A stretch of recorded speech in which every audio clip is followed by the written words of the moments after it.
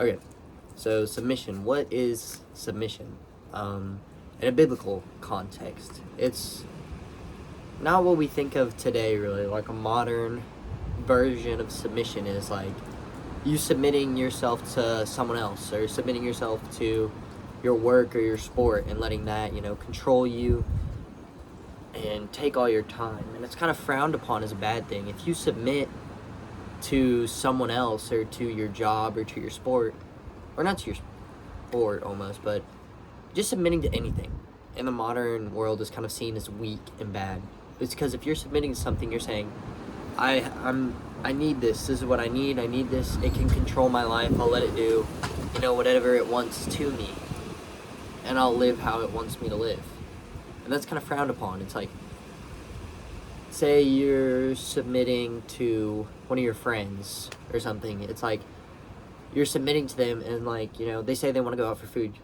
You're like, oh, you want to go get like Chick-fil-A or something? And they're like, no, why would I ever want to go to Chick-fil-A? We're going to do what I want to do because I'm in charge, We're going to do what I want to do regardless of what you think. And that's kind of what I see modern submission as. While in like a biblical context, submitting to God is one of the most important things you can do. It's like, once you finally see His will start enacting itself upon your life, that's only going to come through like by you submitting to Him. Like, you submit to His will, and you recognize that, God, you know better than I do, and so I'm going to live the way you want me to, because I might think I know what I need to do with this problem or whatever's happening to me, but realistically, we don't know what to do. Our lives or our understanding of our lives is not good, almost. We don't understand what's going to happen to us due to some decisions we make, but God does. Like, He knows. He's like, all right, if you make this decision, this is what's going to happen, because He can see that. He knows everything. He knows everything that will happen, and He knows, like what you're going to do, and like what will come because of that.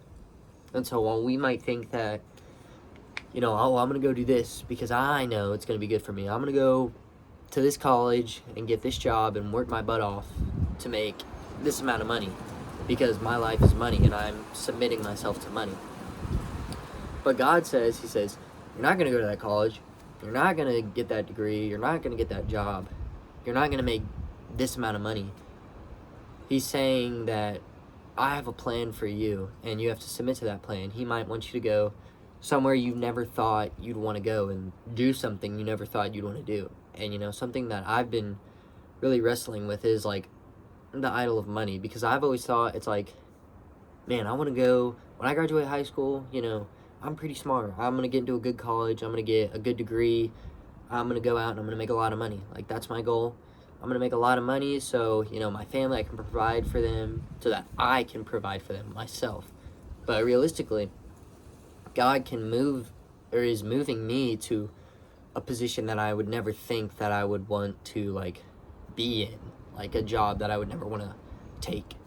And it's kind of saying that we need to lean on Him to provide for us, because God will provide for us. It's like thinking that you need this amount of money to live, when God says, if you have faith in Him, I will provide for you, or He will provide for you. So there's no point in worrying about, I'm only making $6,000 this year. Well, it doesn't matter, because God will provide for you. And it's about more than worrying about money. Being a follower of Christ is not worrying about yourself. It's about worrying about others, and worrying about what the will of God has for you. And I wrote down some examples, just like, this is like the first things I could think of when I was thinking of examples of submission in the Bible. So like Moses, obviously, it's a pretty obvious example, he's very hesitant to go and free the people from the Egyptians. He doesn't want to do it, and eventually, like, God comes to him and he submits himself to God, and he's like, I will go do this for you.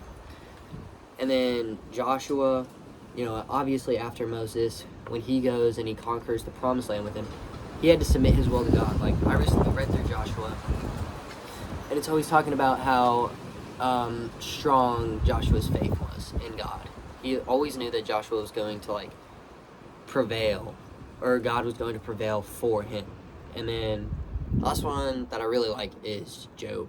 Job's pretty obvious. I mean, he had everything taken away. Like, God gave the devil the permission to take everything he had from him, but not to harm or kill him.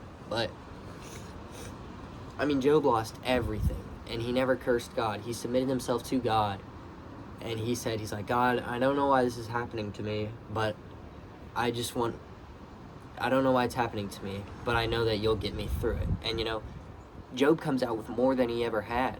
Like, I don't know the exact number for his flocks, but it says, like, when all his sheep and camels are taken away, and then when God, grants him everything back after he, like, prevails through the trial by submitting to God, that God, I think the number was he tripled his flocks, or something along the lines of that. It was something crazy. But Job receives an immense amount from God because he submitted to him. He recognized God's will for him to submit and wait on God's timing because he knew that God would pull him out of it. But yeah, so I think earthly submission kind of is frowned upon, but submission is one of the most important things that you can do as a Christian, and it's something that I've been battling with as I'm walking in my faith. But I hope you enjoyed watching. I hope you have a blessed day or night.